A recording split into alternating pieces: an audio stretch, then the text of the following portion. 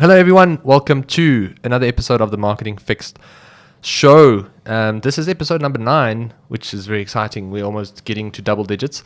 We've got Sean Dunn in the studio today. You only give stuff to Sean if you want to get it done.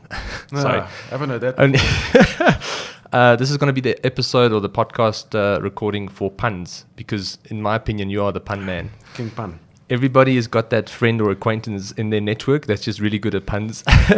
And in my opinion, you're not only good at marketing and obviously, or building sites and creative strategy and all that kind of stuff, but you're also good at puns. So Thanks. I'll try and throw a few in. Let's see how it goes. from my side, welcome, man. Nice to have you here. Thanks for having me. It's a real honor, and I think the reason we've invited you is not only because I want to, enjoy your company, and we haven't seen each other since lockdown, but it's also because I think you can add a lot of value to, the existing database and customers and listeners that we have.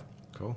So from our side, we've had a couple of people on board, and we try and usually, talk about marketing specifically, how, the advice that we give, how it can add value to small to medium-sized businesses, business owners, and essentially we've had, I think it was episode number 7, we had someone on board, Ariel Flax, and we talked about how we can connect marketing with sales, because, it's easy to generate the lead, but it's not always, that easy to convert that lead into a customer, or it's easy to get people to your site, but how do you actually convert that person into someone who opens their wallets when it comes to growing your business? So marketing is always one element, and there's always that second thing that you need to focus on, whether it's closing the sale with a sales team, or in this case, we want to talk about a bit of a branding, creative strategy, and then essentially the website itself, that home where you actually host everything together, where you actually explain to people who you are, where you actually give people a taste of the business, the message, why you exist, and all that kind of stuff. And I think that's for us very important.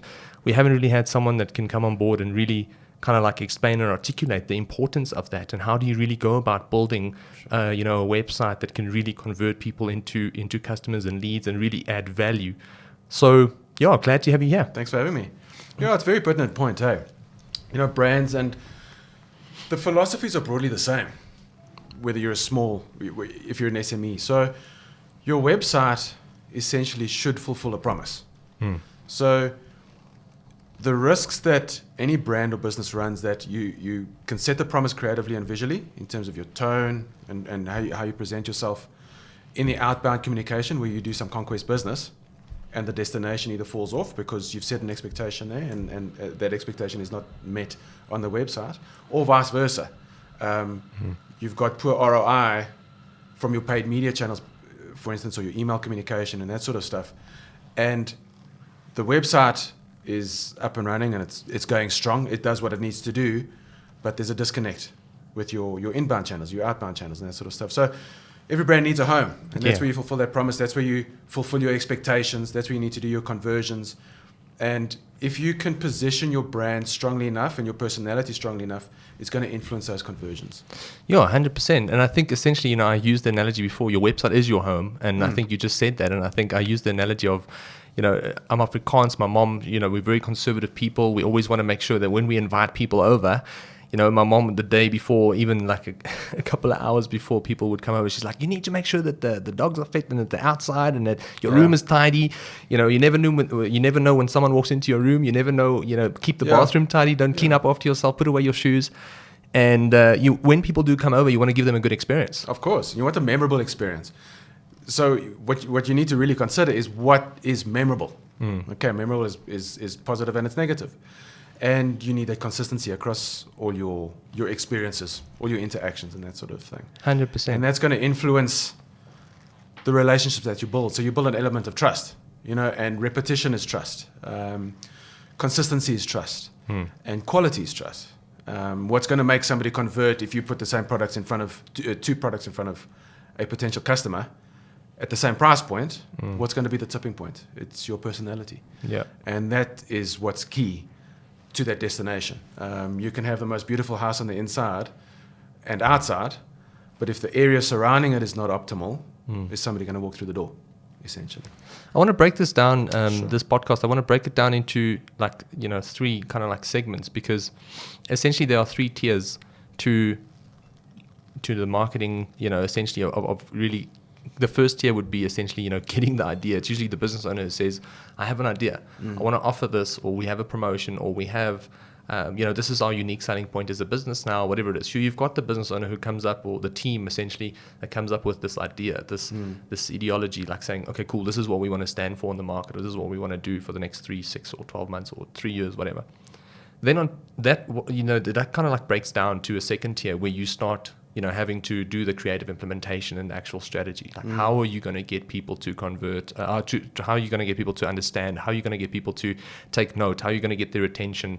And then lastly, you've got the last tier where, like, okay, if someone comes to your site or if someone walks into store and they're actually there on the tipping point of becoming a customer, what else can you do in order to secure that sale? So there's kind of like 3 tiers in my mind. There's probably a lot more, but I think if we have to break it down top level, it's kind of like the strategy that you plan in the boardroom. Yeah. Then essentially the creative and the content and the assets that you obviously put together that obviously would run that campaign and fuel that campaign. And then lastly, that converting tipping point where someone is actually in the store or on the site.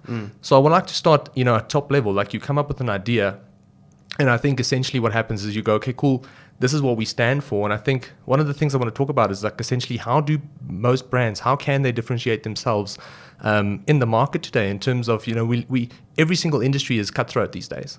So in your experience, because you do a lot of creative strategy and you sit with brands, and I would maybe pick your brain in terms of, what are some of the things that brands can do today that can help them stand out of this, super noisy environment, essentially, when it comes to crafting an idea or a strategy or a game plan? Sure.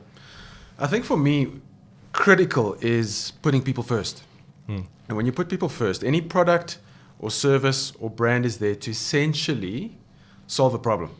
So what is that problem? And that's what needs to be fleshed out. The problem might be you need to shift stock. You've got an overflow of stock.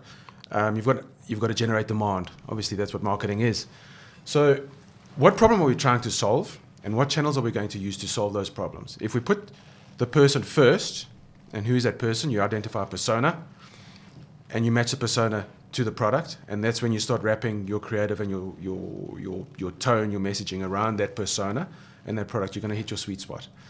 If you also sort of connect the brand to the product and the person, in the middle is where you're going to find your campaign.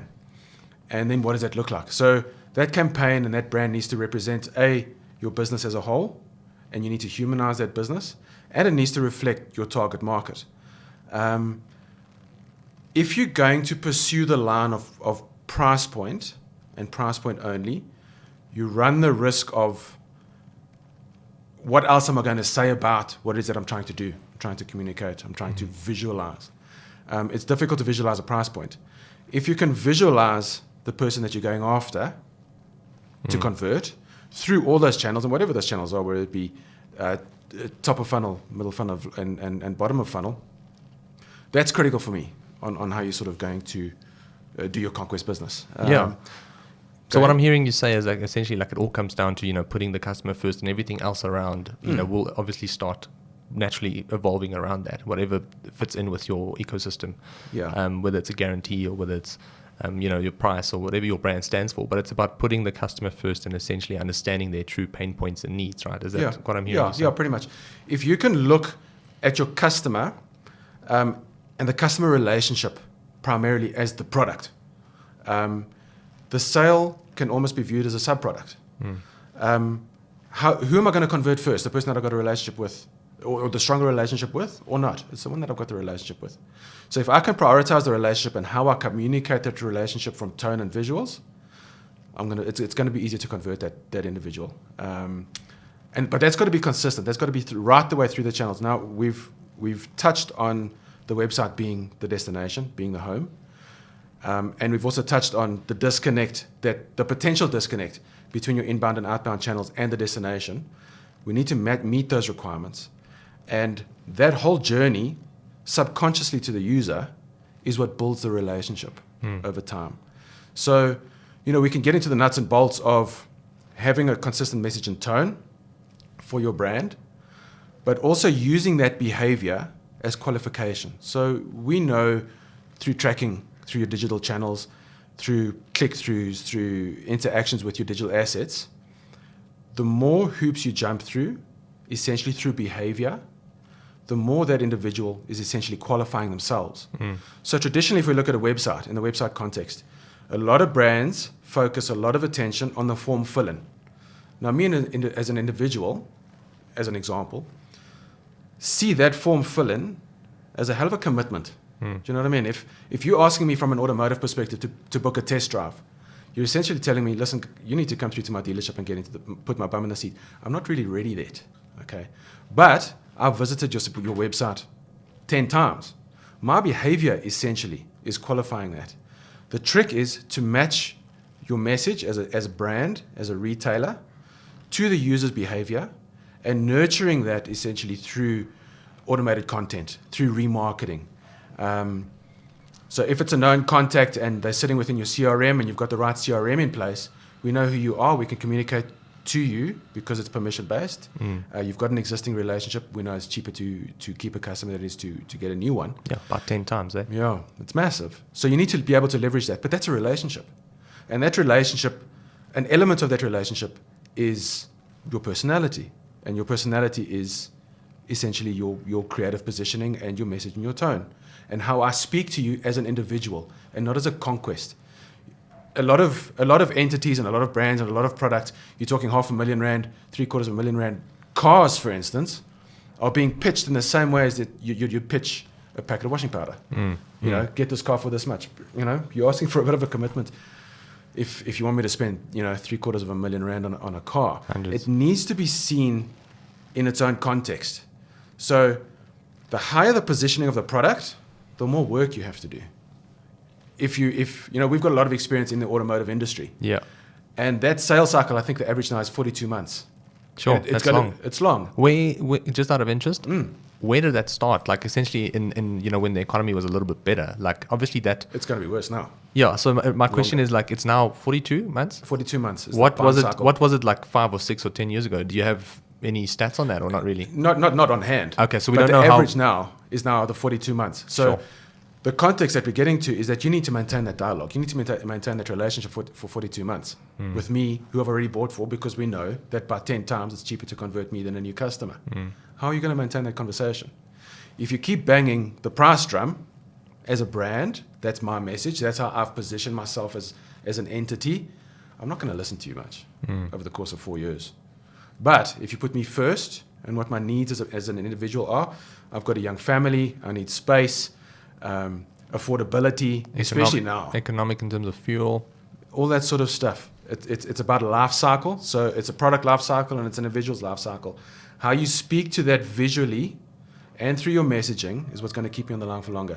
An analogy I use with clients often is, if I'm going to go to a bar and sit around a table, who am I going to listen to the most?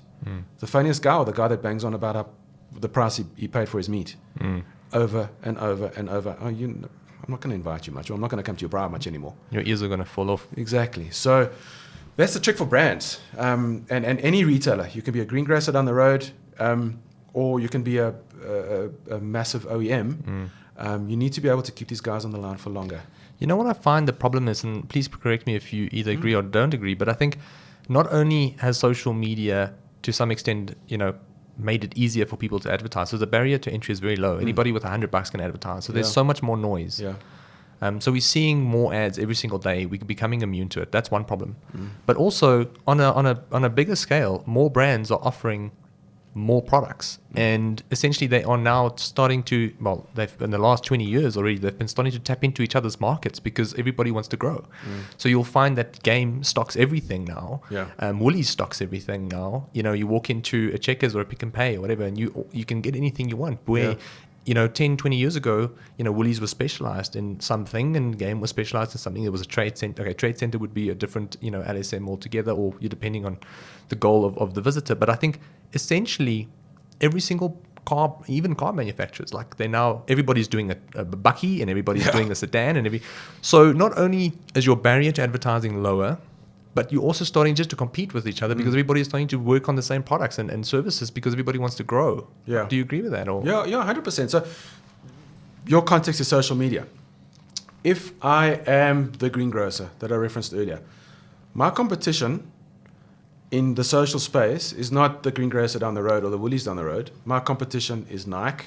My competition is U2. My competition is BMW. It's because everything lives in space, in that space. I mean, Correct. I read a stat, and you can correct me if I'm wrong, but at one point, there were 1,500 posts fighting for a position on your feed every time you logged on. That's a hell of a lot of noise. So Yeah. how do you surface that? And we know Facebook and the algorithms and all that sort of stuff and the AI behind it are in constant flux as to what gets determined, what gets surfaced. Okay, and the more I'm going to engage with your brand, the more their content is going to surface. The trick is the content. The trick is how you position yourself and where you position yourself and what you position yourself with. So where we speak to round it back into the website and that sort of stuff, there needs to be that consistency between the home, which is essentially where we want to get the individual from a conversion perspective. So hypothetically, if I'm a greengrocer and I've got my website, that's where I'm going to do my conversions, or that's where I'm going to do my remarketing if I don't convert, and what those channels look like. But you're right, there's a lot of noise out there. So you need to identify your niche and what it is that you're good at as an individual or as a brand or as a retailer or as a business, and put yourself at the top of that. And stick to what you're good at. The more you diversify and the more you sort of start spreading yourself thin, the more you're going to start diluting your message. And I also see the problem with brands in terms of, we're living in the economy is tough. Like we're living in difficult times. So I suppose in terms of marketing budgets, it's the first thing brands cut, right? Like it's the first thing that they want to, because it's a luxury to some extent, or that's the perception of and it's not fixed, so you can manipulate it to some extent. So you have less money now than you had, 5 or 10 years ago. And on top of that, you've got more things to articulate. Yeah. So you're spreading yourself thin in terms of budget. And now you have a creative team who comes on board. Like we've said now, the CEO or the marketing team has come up with this great idea. They've now put the user, let's for argument's sake say they put the user in the middle. They understand the pain points. And now there's 3 or 4 different messages essentially that they want to articulate. And I think that's where creative agencies come in. And you need to truly understand the business model. Yeah, right? absolutely. You need to understand the business, what they're trying to achieve, because it's up to you to say, guys, your budget does not allow us to articulate 3 or 4 or 5 different messages. We believe here's what we need to articulate and here's how, right? Yeah, absolutely. So what we try to do is we take a step back as an agency and we look at your business as a whole. We can execute on a campaign if that is what you want, but we sort of say, what is the business trying to achieve overall? And start connecting the dots that way. If you want to go in that sort of direction, is the business equipped for it? So this again speaks to how you position your brand and how you position a campaign. You can set an expectation creatively and visually. You can reach a destination, sort of destination point, and you want your business and your brand to convert in that moment. But is the channel in which you're trying to convert the right one for the business? Can you fulfill the promise or that you're sort of setting in the customer journey that you've set up, sort of internally? So again, from an automotive perspective, you want somebody to inquire on a certain special offer. You've submitted your details now. The details have reached the salesman, and the salesman sort of drops the ball. Okay, it takes a while to respond, and what they respond with doesn't sort of egg me on. Do you know what I mean? You're not putting me as an individual first. You're not putting my needs first. Those needs will speak to the hoops that I've jumped through. If you're tracking effectively on your website and through the channels that you're doing from a CRM perspective, you'll know that I've clicked on these 3 emails, I've visited the website 5 times, I haven't necessarily converted, or I have converted, I've done the heavy lifting, and I've put a strong campaign in place, and the ball falls off on the floor. You need to align your channels consistently across the board, if that's also answering your question. No, for sure. So all the elements within your business need to align. You need to be able to connect those dots all over the place. And what problem am I trying to solve? There are several problems across all of your channels. Okay, if you can solve those effectively enough and minimize the noise and the hoops that I have to jump through to get to my website, once I'm at my website, there's as little friction as possible between the need, i.e. what I'm looking for, and the conversion, you're going to get better results. So yeah, that's where we position ourselves. Don't look too much at things in isolation. Yeah. Have a look at broadly at the campaign, and is the business equipped to fulfill on that campaign? Yeah, I think that's really important. And I think we've had a discussion earlier where, because we strongly bottom line focused as an agency. I mean, we're 2.5 years old, and that's where when I started the business, that's where we want to focus on. We enjoy performance marketing. I was actually in a meeting yesterday where I said, I don't know why we chose performance marketing because it's damn stressful. But nonetheless, it's something that we enjoy. And I think what happens is a lot of times people come to us in terms of, they want to market their business. They're ready to take things to the next level. And they're just not equipped. The assets doesn't allow us to really, to run PPC or any social media marketing campaigns. So, meaning they don't, the website is like completely, just looks like a 9095 Windows or MS-DOS kind of site. Yeah. And essentially, that's where we then have that hurdle. There's massive friction because we can spend money on your marketing and we can really get the brand out there, but we're not going to get people to convert just purely because there's so much friction. Yeah. You're not making it easy for people. And I think that's kind of like the customer experience, essentially. Like that's, like you've mentioned now, all the different channels needs to be consistent. And every single channel has to have some form of experience, right? Yeah, absolutely. But an interesting question would be like from a creative strategy and from maybe from your perspective in terms of advice that you've given in the past, is that every single channel is different. Like how do you keep it consistent and how do you really go about making sure that there's one single element that people actually take home? It's tricky, eh? I mean, with the growth of digital, it's opened up so many more components to try and hook an individual. Okay, so where we speak to behavior-based qualification on the website, what is that behavior and who's performing that behavior? It's difficult at the top of the funnel because you're just trying to fill that bucket. Hopefully the bucket doesn't have any leaks in it. You don't want that leaky bucket effect. When you speak to conversion, it depends on what the people engage with. So if you do paid social, for instance, and you set up a campaign and there are 4 ads within that campaign that speak to the different types of personas, you'll know what works and what doesn't.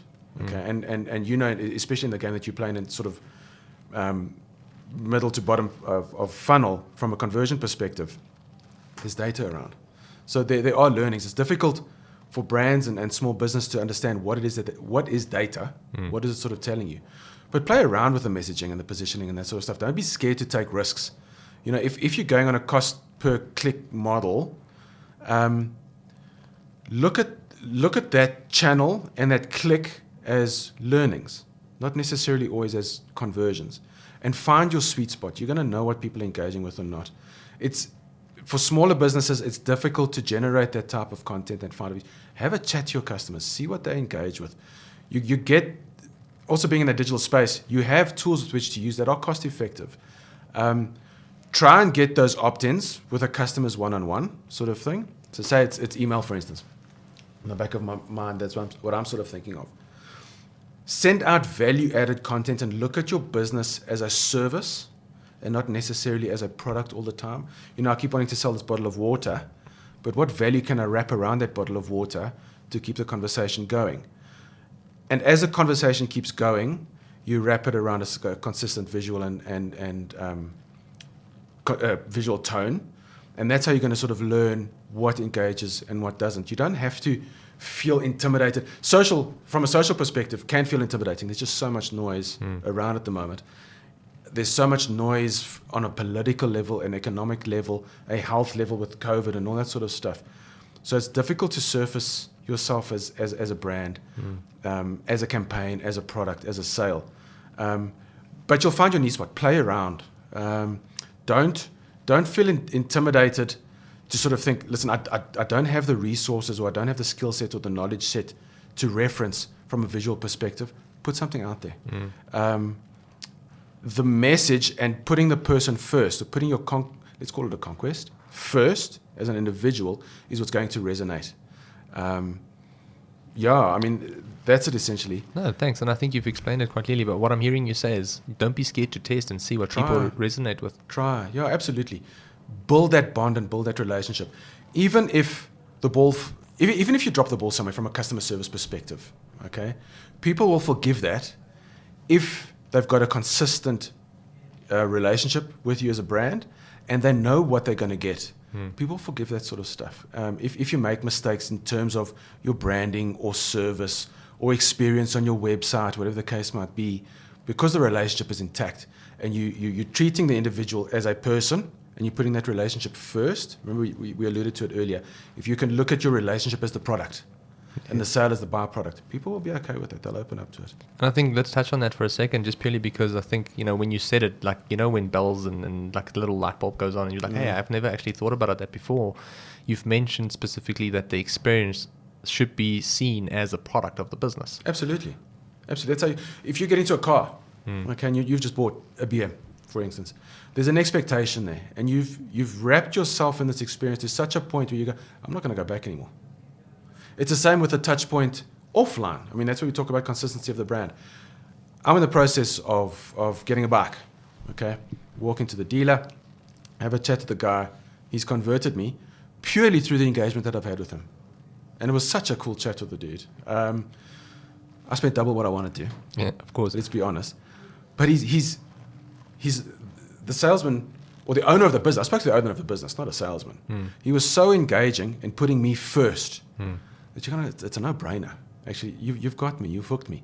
Because he put me first as a person, and my needs first as a person. I explained my situation. Given the current context of where we are as a society over the last 3 or 4 months, people working at home more and more and more, I'm downscaling a little bit. And he put that first. And he said, listen, I've got this for you. This is the price point. I was like, that's quadruple what I wanted to spend. Yeah. I've got this for you, which will meet whatever needs you are. It's still double what I wanted to do. But the experience was so sort of engaging. The brand is powerful. And he reinforced that. And he put himself back. He said, listen, you first. I'm actually not going to make much on that. But let's do what you want. Adds me to their WhatsApp group. And it's just such a powerful, strong community. These guys are such enthusiasts around that brand. Oh, wow. I'm done. And I haven't even got the thing yet. You know what I'm hearing you say? Empathy. So, absolutely. We try to take the approach, EAT.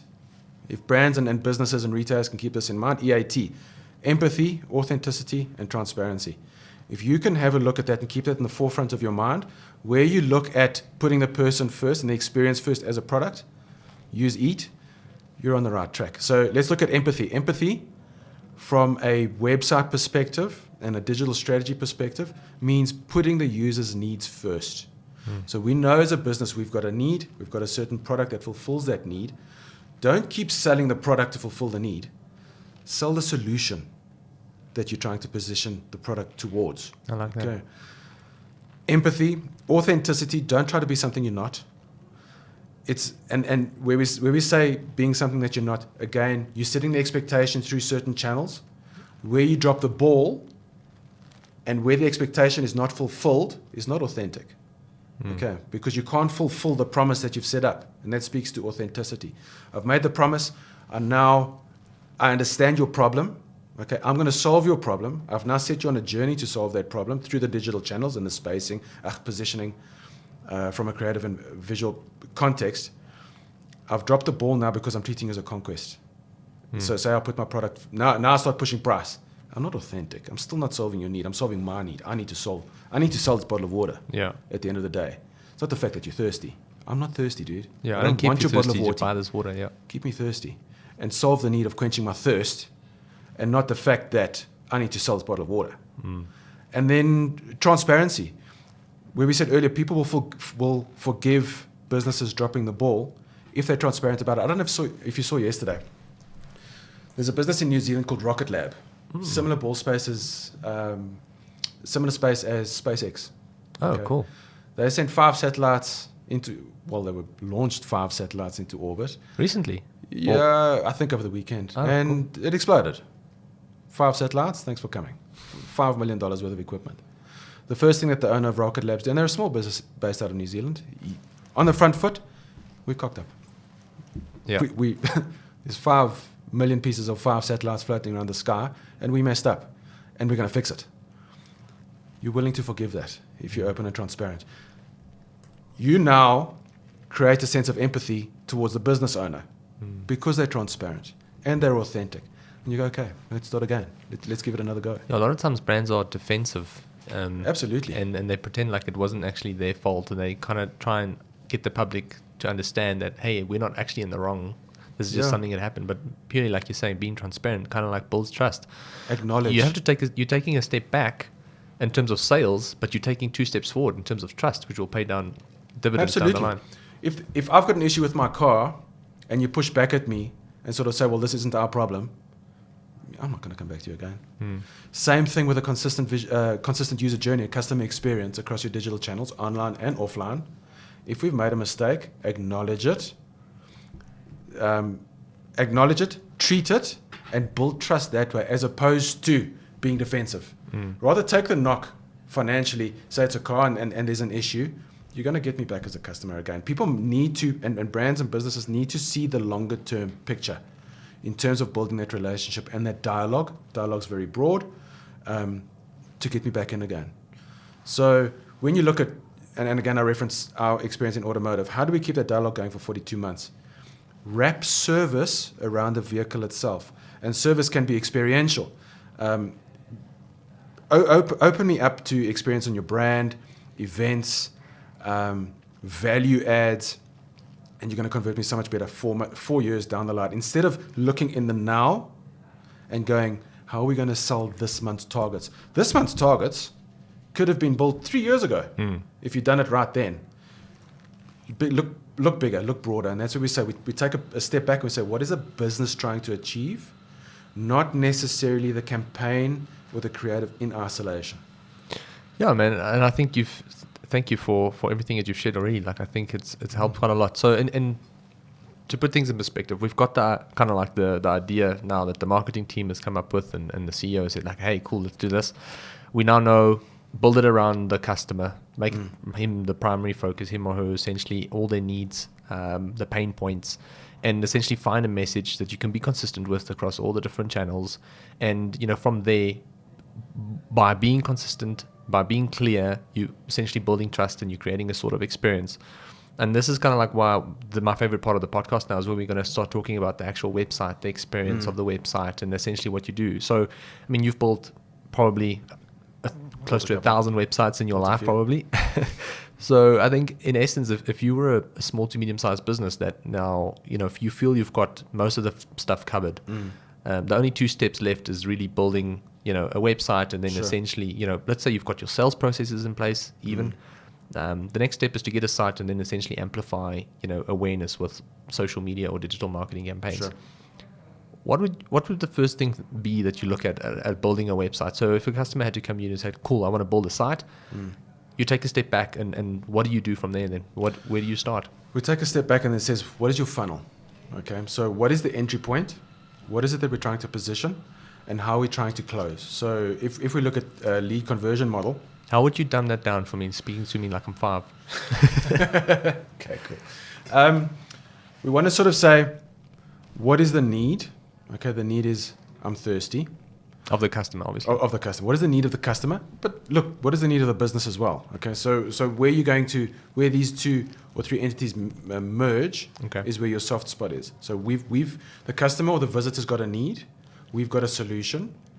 That sweet spot is what we need to position. So I'm thirsty.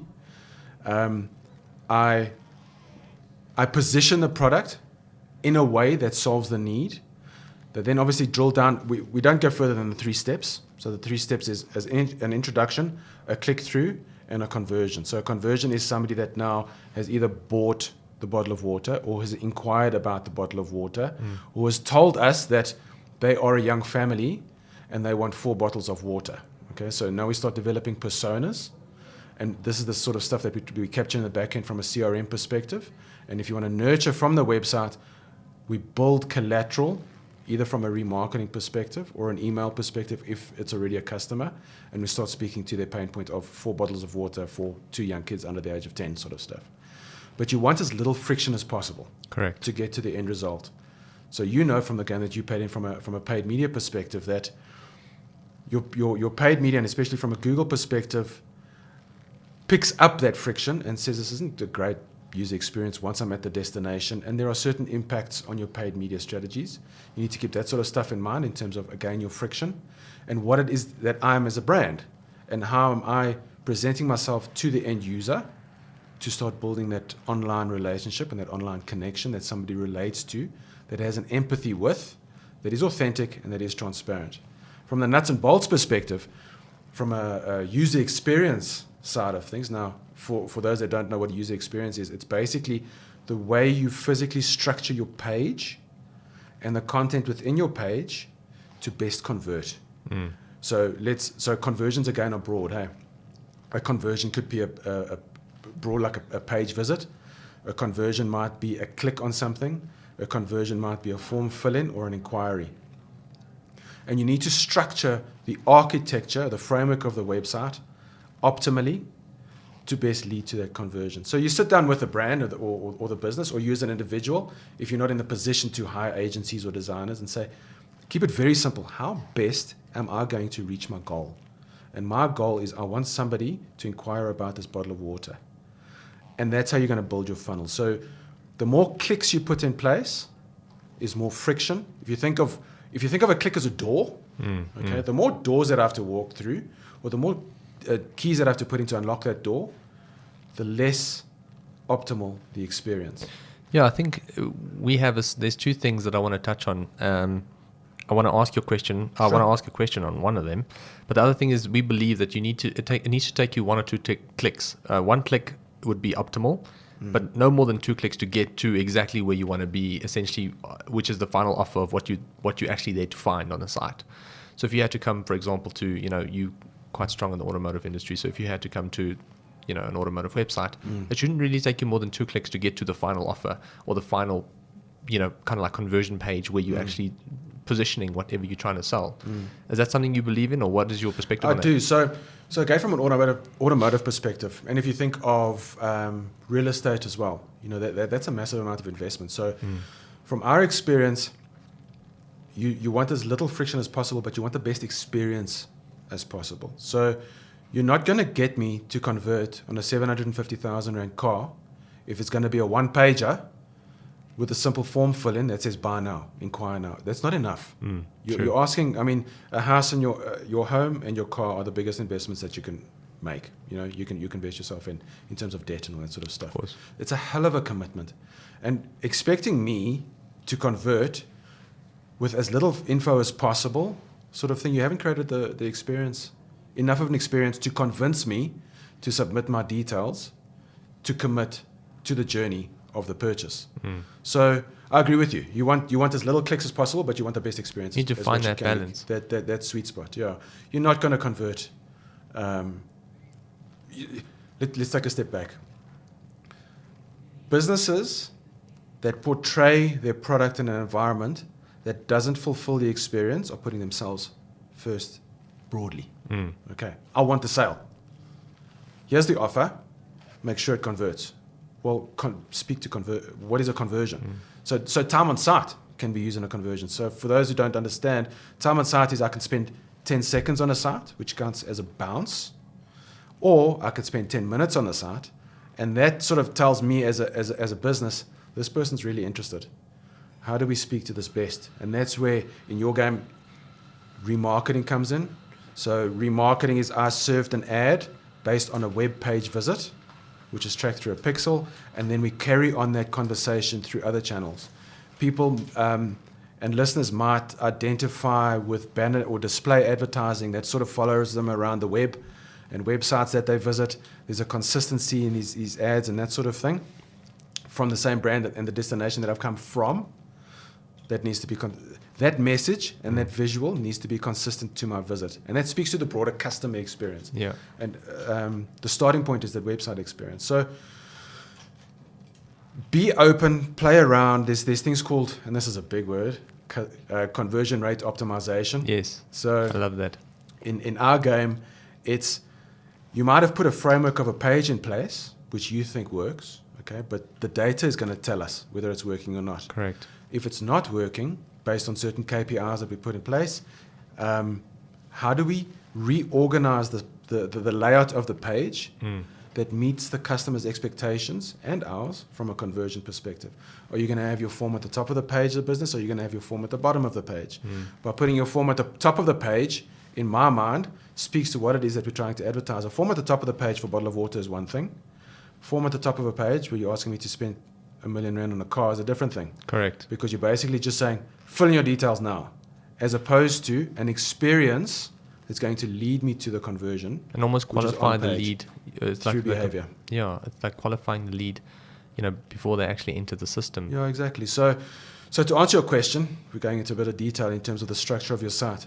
The less friction, the better, but fulfill the experience, fulfill the expectation that you've set in the user getting there. Ideally, if you're coming from a paid media perspective, social media, paid advertising, social media, Google search. Google search are the ads that display on the top and the bottom of the page. Correct. Also set the tone. Speak to the individual that gets them to hook, but fulfill that experience on the website as well.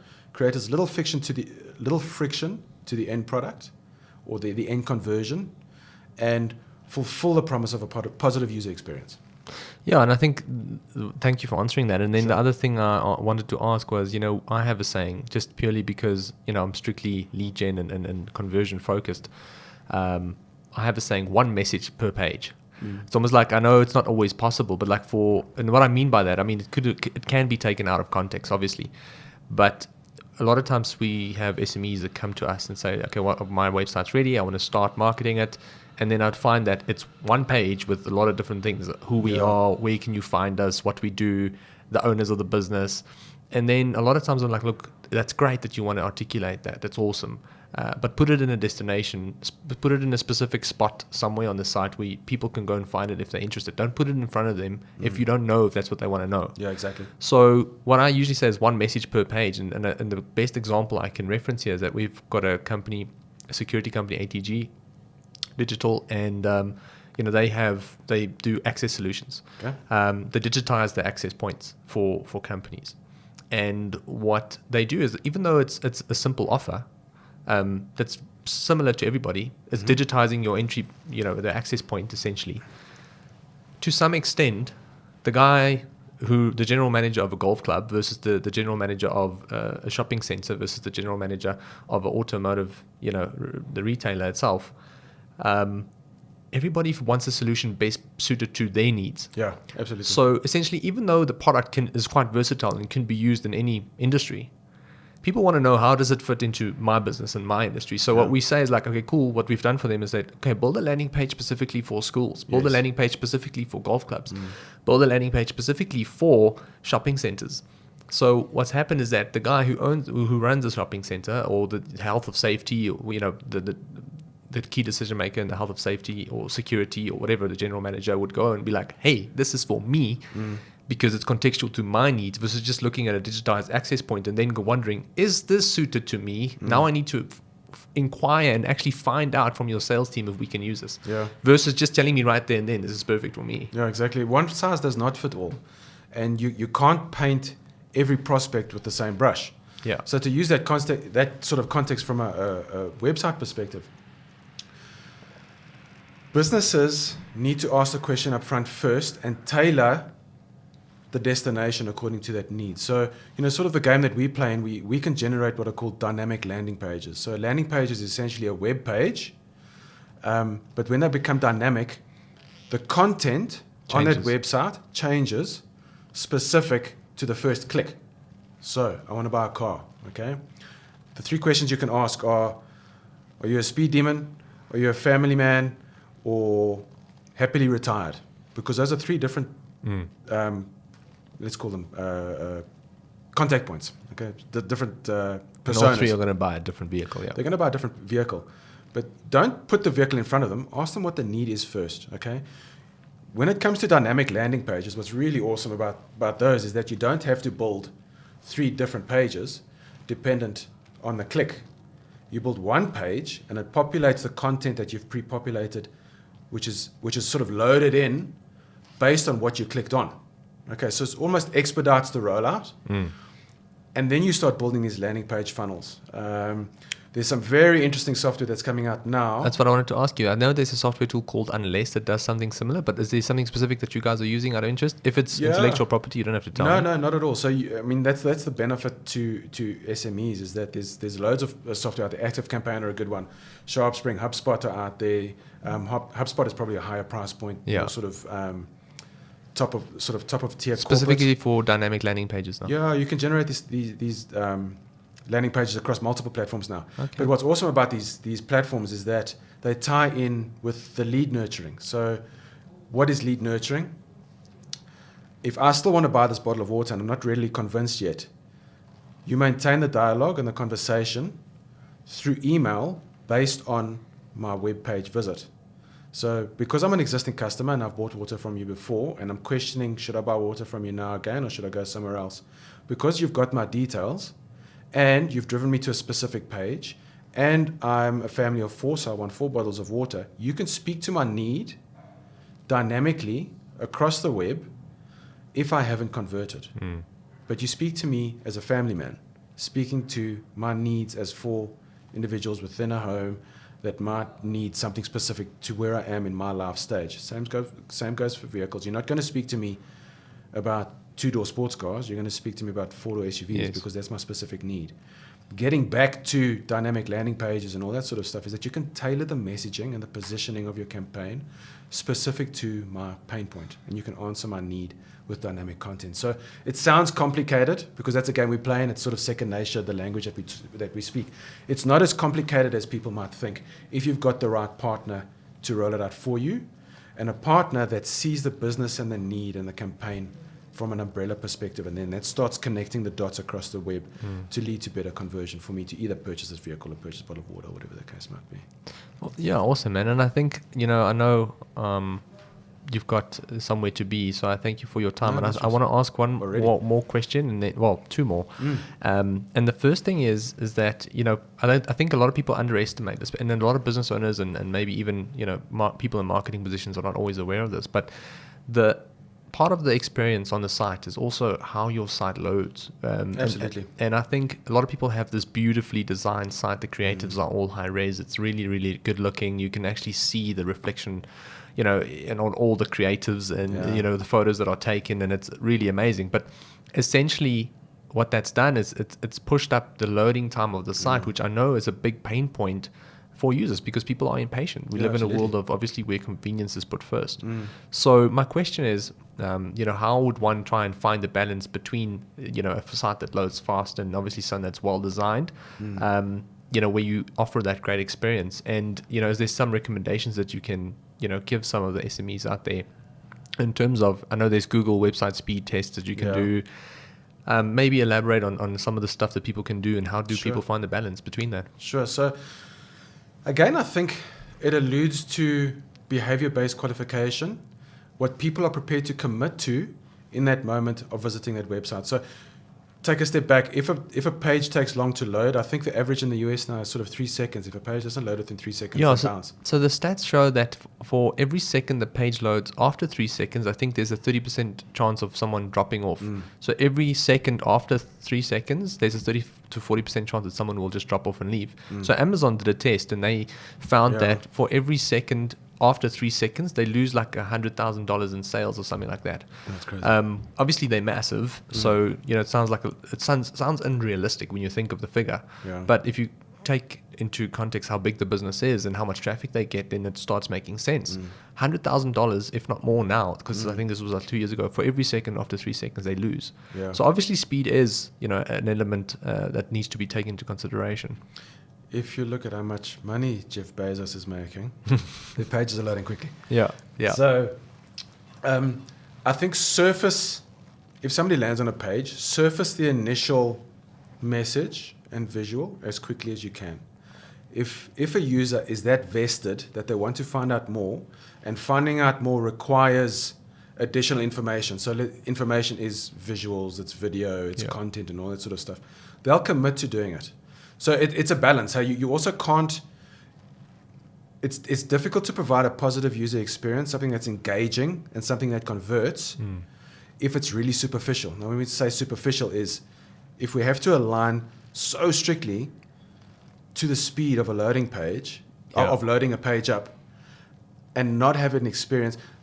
Let's take a step back. Well, I want to add on that because before you continue, sorry to interrupt you, but this is the one thing that you're touching on that makes complete sense because, AMPed, which is Google's AMP. What's it? Accelerated mobile pages. Yeah, I was about to say Amplify, but it's accelerated mobile pages. So 3 or 4 years ago, every single business wanted an AMP page because it allows for higher rankings because Google favors obviously sites that load faster. Yeah. But what they found was, and there's studies that are coming out now, and from some thought leaders in this space, is that a lot of people are moving back to traditional website pages. So they're leaving AMP just purely because of the friction it costs in terms of the user experience. So you're not allowed to have any videos. There's JavaScript is not allowed, which makes certain elements can't move. The forms that you need to submit, essentially is difficult. The and styles behind the page and that sort of thing. Exactly. So the CSS, obviously, to some extent, it's just how obviously the styles of the page, like you've said now before, is obviously impacted. And a lot of companies are saying, well, I don't need my site to load 0.8 seconds fast.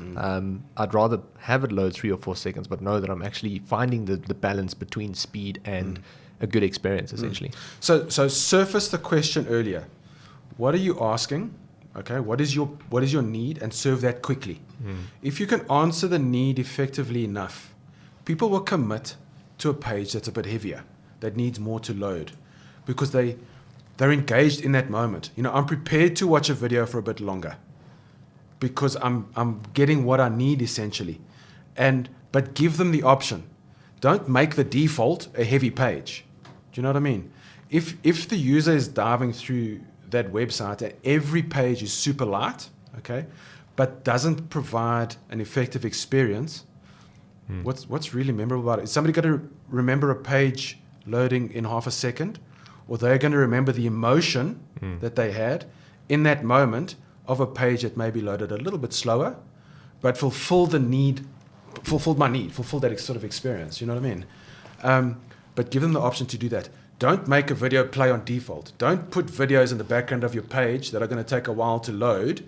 Give them the option to watch the video. That sort of stuff.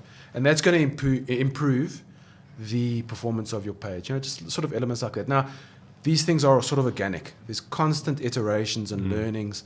And that speaks to conversion rate optimization that we alluded to earlier, that you're not going to convert on a page that's super slow, but are you going to convert on a page specific to your product that fulfills the user's needs, that creates the empathy, the authenticity, the transparency, and the emotion of that experience that's going to go, I'm done.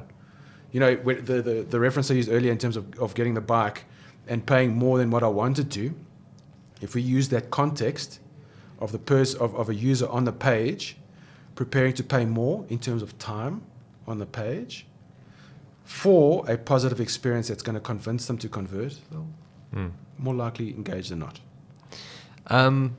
Thank you for that. And I think it's probably a bit deep in terms no, of it was actually, as you can see, I'm listening intently. Yeah. From my side, I want to conclude with maybe just asking you a couple of questions. Sure. Well, one question, but it will obviously be a couple of answers. Sure. Maybe like 5 or 6 things, 4 or 5 things even, of what people need to consider when it comes to building their site. And I don't want to go over anybody's head here, but just like basic things. Sure. What is it, kind of like a mini checklist? Someone can go and print and go and think, okay, cool, I want to build a site and I want to give someone a site to build, because 9 out of 10 people can't build their own site. So they have to go to someone and say, hey, build a site for me. But there's certain things that they need to consider before doing that. Okay. So 4 or 5 things that you think people need to take into consideration before they invest money into a site. Okay, before we get to that, one last question. And I'm going to say that this is not the last time I'm saying that. Is it Your really... fifth last question. My fifth last question.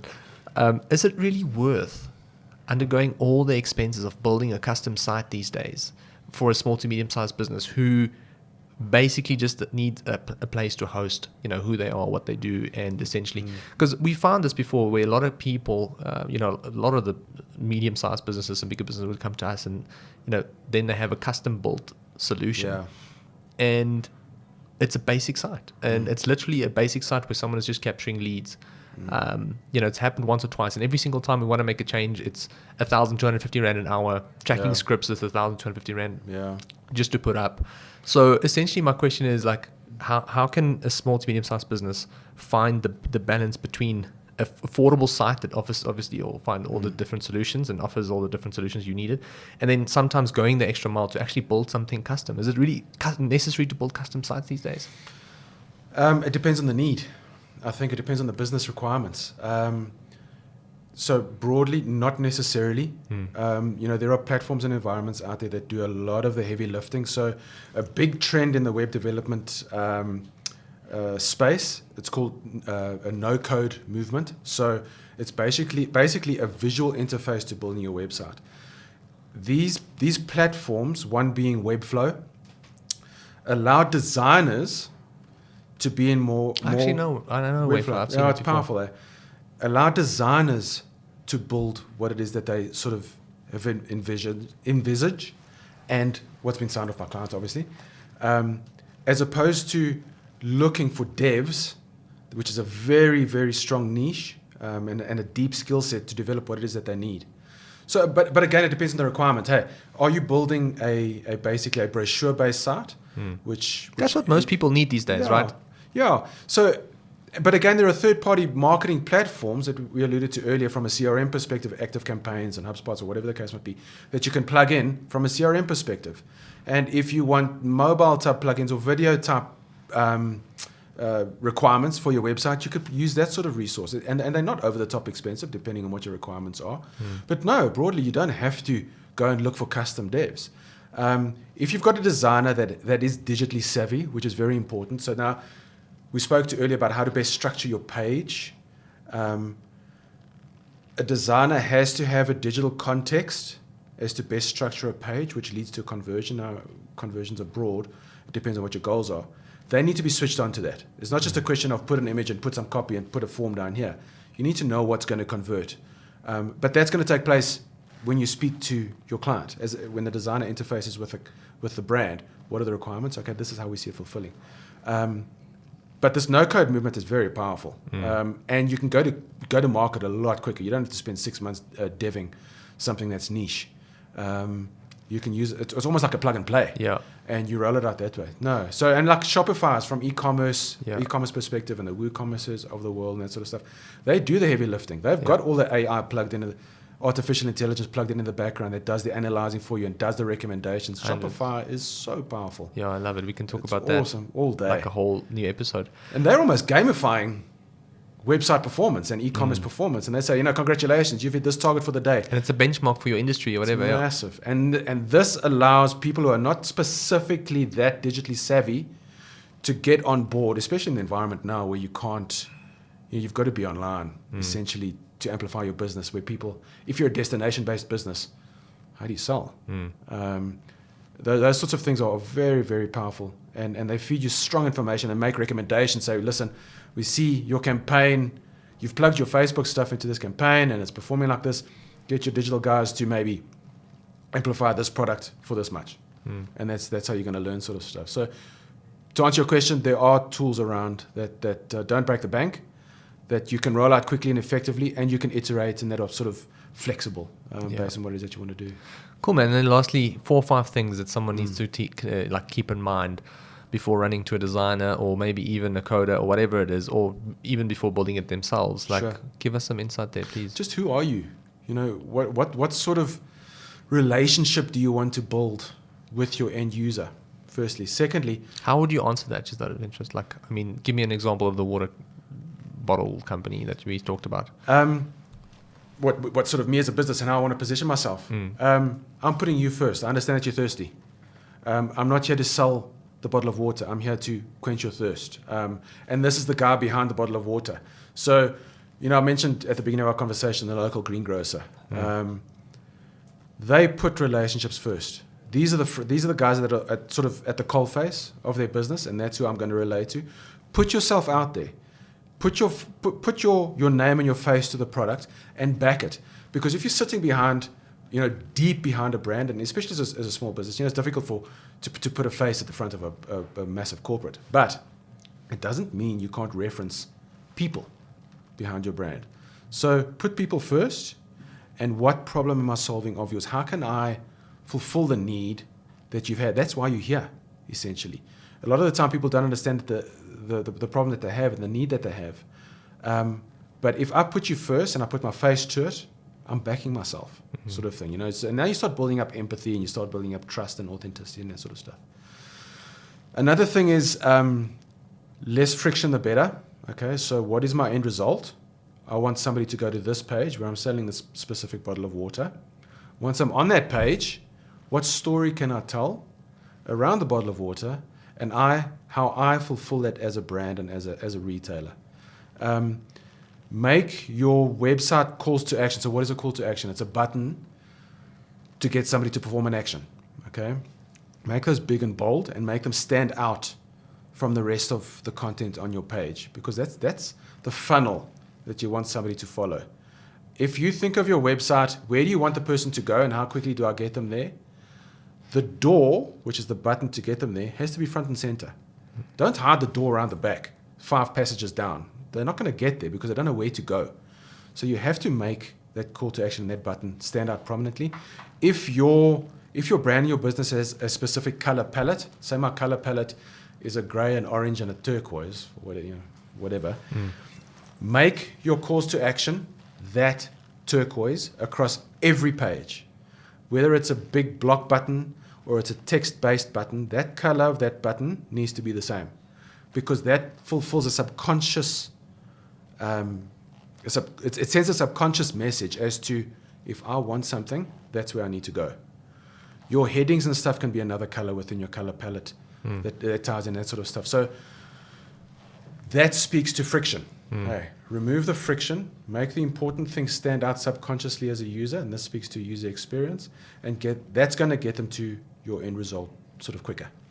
And then fulfill the expectations that you've set in your advertising channels. So if you've put an ad out on a Facebook or a post or whatever the case might be, and that fits within a specific mold, visuals, the message, make sure it mirrors the destination, which is your website, and vice versa. So if you put an ad out on social or paid channels and people click on it, so you're paying for this sort of stuff, you're paying for these clicks, and it goes through to a website that doesn't fulfill the expectation, you spent money.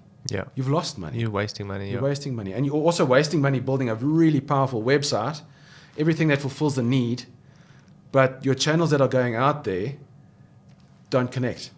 You know what I mean? So you've wasted money on your website, sort of thing. So take a step back. It sounds intimidating. Yeah. Okay. It's not. You can simplify stuff.